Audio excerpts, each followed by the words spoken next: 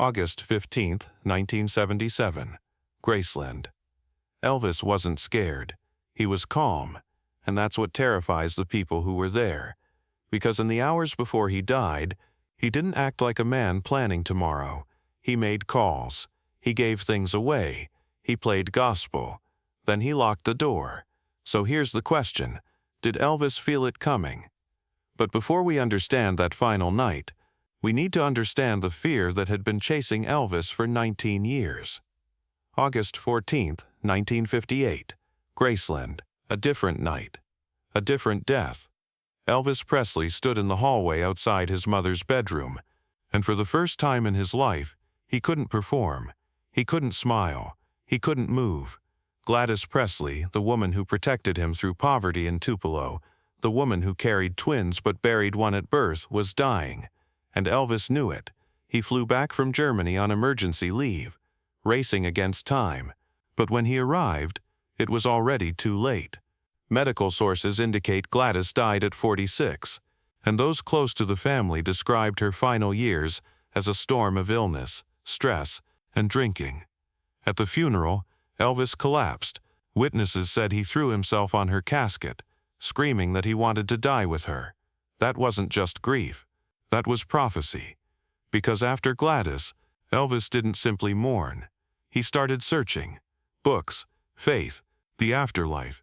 Not because it was interesting, but because he was scared. He asked questions nobody wanted to answer. What happens when you die? Where do you go? Will I see my mama again? The boy who danced on Ed Sullivan disappeared. In his place was a man haunted by mortality, reading spiritual texts late into the night, asking everyone around him about death, souls, and what comes after. His bedroom at Graceland became a library of searching. Eastern philosophy, Christianity, reincarnation, mysticism. Every book was an attempt to answer the same question: what waited for him on the other side? Friends described entering his room and finding him surrounded by stacks of books, underlining passages, making notes in the margins. This wasn't casual reading. This was a man trying to decode death itself. And in a moment, you'll hear the one line people swear Elvis said in the final stretch, because it changes how this entire story feels. Red West, one of Elvis's longtime bodyguards, remembered something chilling. In the weeks before Elvis died, he started doing something he'd never done like this before. He was preparing. Not for a tour, not for a show, for something else. He was giving things away. And there was something else people noticed too. Elvis started talking about his mother differently. Not with the usual grief, but with anticipation, as if he expected to see her soon. According to those who knew him best, Elvis spoke about Gladys as if she was waiting for him somewhere, just beyond reach. Red West later described a conversation that stayed with him forever, a moment where Elvis looked distant and said something that sounded like being called home. That was 3 weeks before Elvis died, and by 1977, Elvis's fear wasn't just a feeling anymore. It was like a calendar, counting down. But what nobody understood then was that Elvis had been living with a specific kind of terror since 1958. Not just fear of death, but fear of dying the way his mother did. Alone in pain, body failing, mind aware of every moment of decline. He watched Gladys deteriorate. He saw the fear in her eyes, and he promised himself he would never go through that kind of slow, visible collapse. And yet 19 years later, that's exactly what was happening to him. August 15, 1977. The last full day of Elvis Presley's life. If you knew what to look for, the signs were everywhere. He woke up late, around 4 p.m., his sleep schedule wrecked by years of exhaustion and medication. And yes, different prescriptions were part of his life. Not street drugs, not a wild party spiral. A system, a routine, a way to keep going. Dr. George Nicopolis had been prescribing them for years. Pain management, sleep regulation, energy for performances. It was all documented, all legal, all intended to help Elvis function under impossible pressure. But that afternoon, something was different. Elvis moved slowly through Graceland. He stopped to look at photographs. He touched furniture, books, gold records, not like a man living there, like a man memorizing it. Staff noticed he was unusually quiet. Not tired, not confused. Quiet, like he was saying goodbye to a house he knew he wouldn't see again. He spent time in the jungle room, just sitting, hands moving across the upholstery, as if he was grounding himself in something physical, while everything else felt like it was slipping. One staff member later recalled watching Elvis sit completely still for nearly 15 minutes, just staring at the waterfall built into the wall, not speaking, not moving, just present, as if he was trying to burn the memory into his mind. Then came the phone calls. And these phone calls weren't catch-ups. People who received them later said the same thing. The tone felt final. Around 7 p.m., Elvis called people and spoke with a strange clarity. He thanked them. He told them he loved them. One call went to his father, Vernon. Elvis told him to take care of Lisa Marie. That's not a casual sentence. That's an instruction. Vernon later said he thought it was strange at the time. Elvis always talked about Lisa Marie, but this felt different, like a father making sure his child would be protected, like someone who knew he wouldn't be around to do it himself. Another call went to his cousin Billy Smith. They talked for 45 minutes about Tupelo, Gladys, childhood memories. Billy said Elvis laughed, really laughed, like the old Elvis before the cage closed. Then Elvis said something Billy would never forget.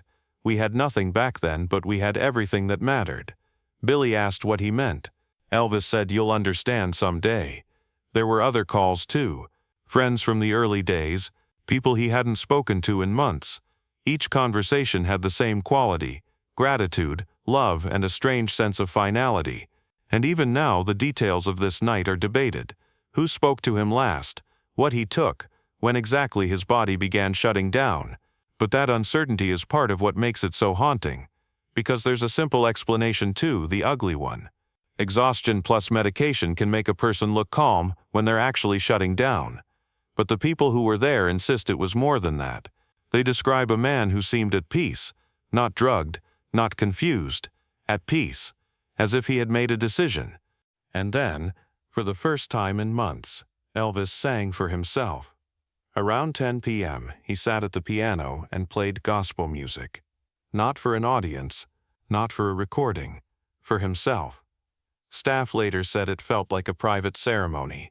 He played "How Great Thou Art," then "Precious Lord, Take My Hand." Songs about heaven, songs about going home. His voice cracked, not because he didn't care, but because the body couldn't do what the soul still wanted. The staff members who stood in doorways listening would later describe it as one of the most emotional moments they'd ever witnessed. Elvis wasn't performing. He was praying. Between songs, he sat quietly at the piano, hands resting on the keys. One person recalled seeing tears on his face. But when someone asked if he was okay, Elvis just smiled and said he was fine. And when he finished, he stood up slowly, looked around the room and said, "I'm ready." Someone asked, "Ready for what, Elvis?" He smiled and walked upstairs. That smile haunted the person who saw it, because it wasn't the Elvis smile, the performer's smile, the charming smile. It was something else, something resigned, something peaceful, like a man who had finally accepted something he'd been fighting for 19 years. Midnight, August 16, 1977. Elvis started giving away jewelry, not to fans, not to collectors, to the people around him. Rings, necklaces, personal items.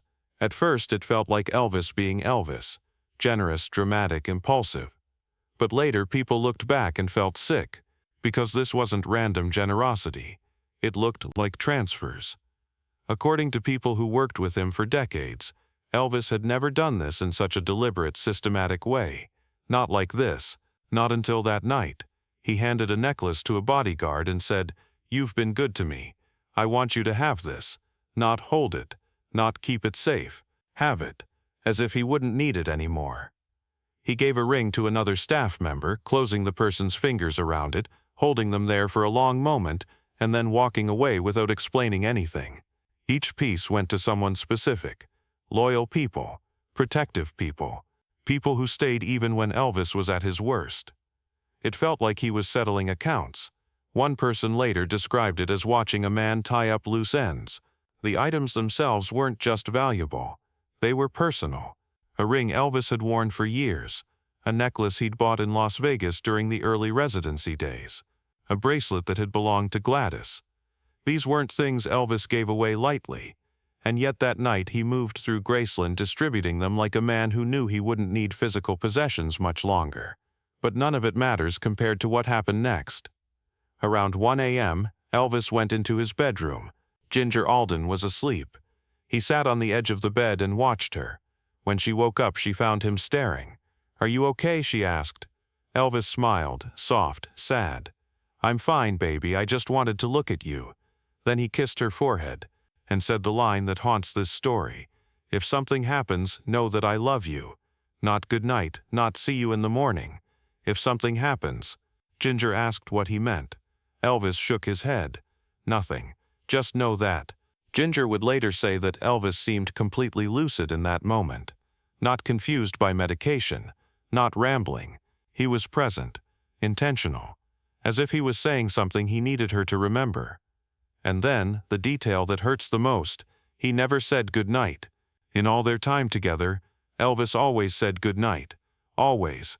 Even when he was exhausted. Even when he was medicated, he would kiss her and say good night. But that night, he didn't. He just looked at her one more time, stood up and walked toward the bathroom. What follows is built from witness accounts and details repeated over the years. Some parts are firm, some are disputed. But the pattern is disturbingly consistent. 2:30 a.m., August 16, 1977. Elvis didn't bring entertainment into that bathroom. He didn't grab a magazine. He didn't take fan mail. He didn't carry music. He carried a book. The Scientific Search for the Face of Jesus. Not a novel, not a distraction. A book about death, resurrection, and what happens after. It was later found near him. And that choice feels like a window into his mind that night. Because people close to Elvis described a long-running obsession. Faith, death, reunion, the afterlife. Larry Geller, his spiritual confidant, said Elvis asked questions that frightened him. Do you know it's happening when you die? Can you see yourself from outside your body? Do you think my mama is waiting for me? That last question didn't sound like curiosity. It sounded like longing. And Larry remembered Elvis saying something that hits like a confession. "I'm tired, Larry. I'm so tired of being Elvis Presley, and I think the only place I'll ever find rest is on the other side." Larry tried to comfort him, to tell him things would get better, but Elvis shook his head. "You don't understand," he said. "I've been Elvis Presley since I was 21 years old. I don't even know who I am anymore. And I'm so tired of pretending." That conversation happened 2 weeks before Elvis died. So when Elvis walked into that bathroom with that book, the symbolism almost feels too perfect, too intentional. The book itself is significant. It wasn't light reading. It was dense, philosophical, exploring the historical and spiritual reality of Christ's resurrection. The idea that death isn't an ending, that something continues beyond the body. For a man who had been asking questions about death for 19 years, it was the perfect companion for his final hours. And then we reach the detail that keeps investigators and fans arguing to this day: the locked door. From here on, the question isn't just what happened, it's why no one heard a call for help. Elvis went into his bathroom, locked the door, and he never came out alive. For hours, Ginger assumed he was reading. Elvis was known to spend long stretches in the bathroom with books. But by mid-morning, he still hadn't come out. She knocked, no answer. She called his name, silence. When the door was finally forced, they found him on the floor, and reports suggested he'd been dead for hours, which means Elvis spent his final hours alone behind a locked door, with a book about resurrection and eternal life nearby. So ask the question that won't go away. If he was in distress, if he was scared, if he needed help, why lock the door? There were ways to reach people, and yet no call was heard. The bathroom wasn't isolated. Ginger was in the bedroom just feet away. There was an intercom system. Security was downstairs. A medical team was on call. All Elvis had to do was call out. He didn't. The locked door doesn't prove intent. It proves isolation. And isolation is where the mystery lives. There are two possibilities, and both are haunting. One, he was so compromised, so exhausted, so chemically affected, that he didn't realize what was happening. His body simply shut down. The combination of medications in his system created a perfect storm. His respiratory system slowed, his heart struggled, and somewhere in those quiet hours, his body stopped fighting. But the second possibility is darker. What if he locked the door because he wanted to be alone? Not to end his life, but to stop fighting. Because when you line up the calm, the calls, the gifts, the gospel, the book, and the locked door, it forms a pattern, not of someone planning death, but of someone accepting what was coming. For the first time in decades, Elvis created a space where he didn't have to perform. Not for Parker, not for the crowd, just silence, just faith, just fear, and maybe peace. Think about it. Elvis had lived every single day since 1954 under observation, cameras, fans, handlers, managers, bodyguards. Even in his most private moments, someone was always nearby. He couldn't walk down a street, couldn't go to a restaurant, couldn't have a normal conversation without it becoming a headline. And in that bathroom, for the first time in 23 years, he was completely alone. Not lonely, alone. There's a difference. And maybe that's what he wanted in those final hours. Not death, but solitude. A space where he could face whatever was coming without having to be Elvis Presley. Just Elvis. The boy from Tupelo who missed his mama. August 16, 1977. 2:30 p.m. The world learned Elvis Presley was dead. The official cause, cardiac arrhythmia. And the autopsy later pointed to multiple prescription substances in his system. For 42 years, Elvis lived under pressure most humans never touch. He was trapped in a machine, contracts, controls, schedules, expectations. Colonel Tom Parker took an enormous cut. Many later called the arrangement exploitative. And multiple sources have reported Parker's immigration status may have shaped major career decisions, especially international touring. Parker couldn't leave the United States, which meant Elvis, who could have sold out stadiums in London, Paris, Tokyo, was trapped performing the same Vegas shows over and over while his body broke down. Elvis performed, and performed, and performed, 2 shows a night. While the body broke down, he lost his mother, he lost his marriage, he lost privacy, he lost freedom. The man who had everything the world could offer had nothing he actually wanted. And on that final night, he may have realized something terrible. The only way out was to stop running. No suicide note, just a pattern of goodbye, the calls, the gifts, the gospel, the book, the locked door. This wasn't a man who wanted to die.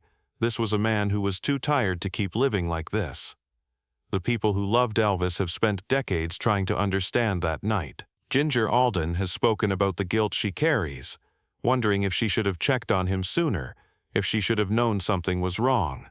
Larry Geller still keeps the spiritual books they discussed, still searches for answers in the same subjects Elvis was exploring in his final hours. And Vernon Presley, Elvis's father, said something at the funeral that nobody understood at the time. According to those who were there, Vernon stood over his son's casket and whispered, "He's with Gladys now." Not sad, not angry, relieved, as if he knew Elvis had been searching for that reunion for 19 years. Maybe Elvis didn't predict the hour. Maybe he just felt the cage finally closing. And that night, behind a locked door, the king stopped performing and became Elvis again. Some people die suddenly. Elvis Presley didn't. Because somewhere in those final hours in that locked bathroom, surrounded by silence and spirituality, the king may have finally found the peace he'd been searching for since 1958. He didn't fear death that night. He welcomed rest, and the only people who will ever know the truth were there in that room. Elvis, his faith, and the book beside him. For an audience of one, where do we go when we die? Elvis went looking for his mother, and the world lost, the king. But maybe Elvis Aaron Presley finally rested.